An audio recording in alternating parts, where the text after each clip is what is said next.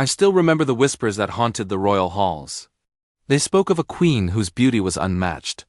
Yet behind her radiant face hid a darkness deeper than the crypts below. They said she ruled not only her kingdom, but even dared to command death itself. Her laughter echoed like a hymn of sorrow, and her gaze chilled the bravest of men. Her name has been erased from many chronicles, scratched away by trembling hands, but the stories remained. The tale of the queen who slept with the dead. She was not born into tragedy, but into privilege. From the very first day of her life, fortune wrapped her in silk and gold. Nurses whispered of her beauty even as an infant, and her parents spoke of her destiny as though it had been written in the stars. From childhood she was groomed to rule. Tutors polished her speech, masters of etiquette taught her every graceful gesture. She was trained to charm kings, to outwit priests, and to command the attention of generals who had seen 100 wars. Wherever she entered, silence followed.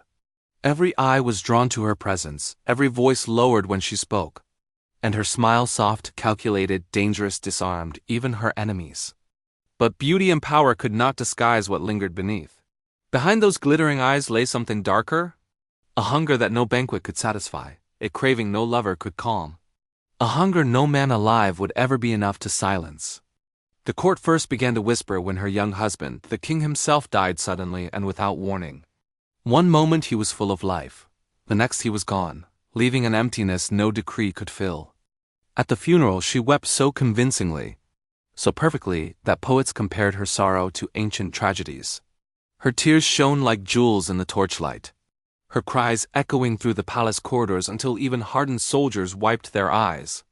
To the world she appeared a widow consumed by unbearable grief. But servants, those who crept silently through the halls, told a different story.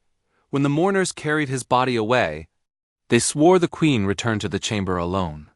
Hours passed, and when at last the door was opened, they claimed to see her stretched across the bed, lying beside the motionless king as if he were only sleeping. Her pale hands caressed his cold skin with unnatural tenderness. Her lips pressed against his as though life still lingered there, and in the flickering light of the candles, it seemed for a moment that she wished to breathe her own soul into him, to keep him with her, even in death. At first, the court dismissed her strange behavior as nothing more than a widow's madness, a grief so deep it had poisoned her mind. They whispered that sorrow can make the strongest heart lose its way, and so they forgave her for a time. But then, it happened again. Another nobleman, young and strong, was struck down without warning, and again. Each passing season brought a new companion, and each companion met the same fate. Sudden illness, mysterious accident, or death that no physician could explain. The pattern was impossible to ignore. Healthy men, warriors with unbroken bodies, scholars with sharp minds, all crumbled after nights in her presence. And always she was the last one seen with them, her shadow the final witness to their lives. Whispers turned to fear, and fear turned to legend. She does not love the living, they muttered in trembling voices. She waits for the dead, she embraces only those who cannot leave her.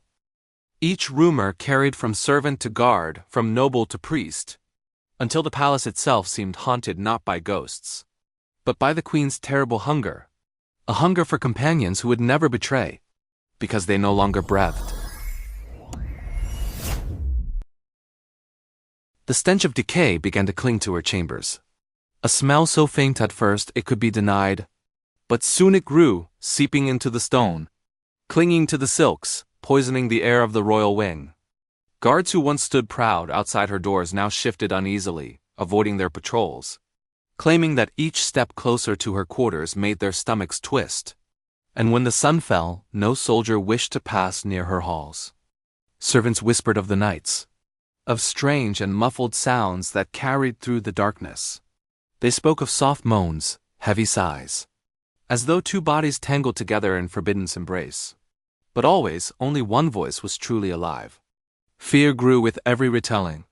Some claimed she had found comfort only in death itself, that she believed loyalty could not exist in the living, that only the silent devotion of the dead was pure enough to satisfy her. For the dead could never betray her. They could never whisper their secrets to another woman. They could never walk away or abandon her throne. And so the whispers turned into a chilling refrain. They belonged to her entirely, eternally, bound not by love, but by death. One physician braver than most summoned the courage to confront her. He spoke in trembling tones, warning that her obsession was not grief but sickness, a disease of the spirit, a madness that could spread like poison through the court. But in a palace ruled by shadows, courage was never rewarded. Days later, whispers told of his body discovered deep in the royal crypt. His fate was horrific, a warning carved into flesh and silence. And when his coffin was brought to the chapel, the queen herself appeared. She stood above it, her lips curved in the faintest of smiles. A smile that chilled every witness to the bone. Over time, her obsession did not fade, it only grew darker, heavier, and more demanding. What began as whispers in the night soon turned into commands spoken aloud. She ordered the ancient crypts to be opened, and servants, trembling with fear, obeyed her word. From the cold earth, bodies were dragged from their resting places. She demanded they be clothed in silks and jewels, garments fit for kings and nobles, as though death itself had become her court, her audience, her companions. Those who once sought her favor now fled the palace in terror. Nobles whispered of nightmares made real, terrified of ever being summoned to her chambers, knowing what fate might await them behind those sealed doors, and yet no one dared to depose her.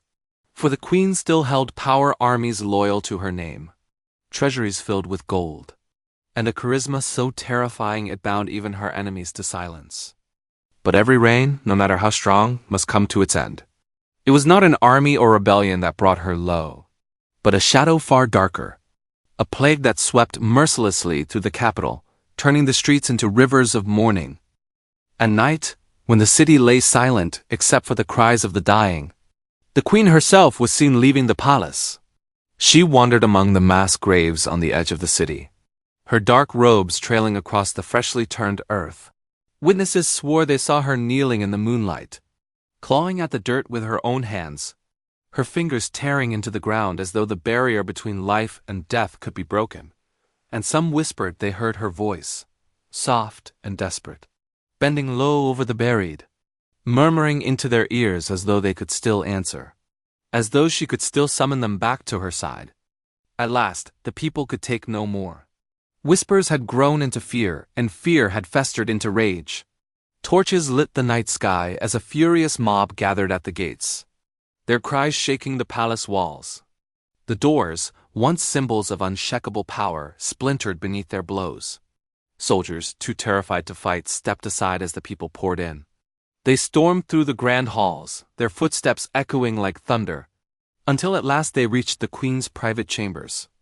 What they found inside would never be forgotten. It was a sight beyond imagination, a vision that no mind could cleanse. Rows of figures lay arranged carefully upon silken sheets, their forms perfumed heavily with incense, arms draped around one another in grotesque imitation of eternal embrace. The chamber, once a place of royal luxury, had become a shrine to her obsession, a theater of death where silence spoke louder than any scream. The queen vanished that night, swallowed by the chaos she herself had created. Some swore they saw the mob tear her apart, that her screams echoed through the palace before being silenced forever. Yet others insisted she slipped away, fleeing through secret passages into the endless catacombs beneath the city, a maze of stone where no pursuer could ever find her. From that moment on, she was never seen again by mortal eyes. And still the legend refused to die. In villages near the old capital, stories are whispered even centuries later. Tales of a pale woman wandering forgotten graveyards under the moonlight, her crown glinting faintly in the darkness. They say she kneels among the tombs, her voice rising in soft murmurs, as though speaking to unseen companions, a queen who whispers to the dead, seeking one final lover who will never betray her, one who will never leave her side. And so the legend endures. It drifts through the centuries like a cold wind through broken halls, a reminder that even in the grandest palaces, the human heart can harbor obsessions too twisted for the daylight. Some say she was merely a woman broken by grief, driven to madness by the cruelty of fate. Others whisper of curses, of ancient forces that bound her to a destiny darker than any crown. And still more insist she was not mad at all, but a queen who discovered a love so eternal that only death itself could contain it. Think of it: the silken beds, the locked chambers, the heavy curtains drawn tight. What horrors and secrets might have unfolded there, unseen by mortal eyes? What kind of devotion must drive someone to embrace shadows instead of the living? Tell me, do you believe this tale was the fevered dream of fearful courtiers, a diseased imagination born of superstition? Or is it possible that somewhere, beneath layers of forgotten stone and dust, the queen still lingers? Perhaps she walks the crypts in silence, keeping court with her eternal companions, her whispers weaving through the darkness, waiting for one final soul who will never leave her. And so the story becomes more than history. It becomes a warning, a shadow cast across time itself.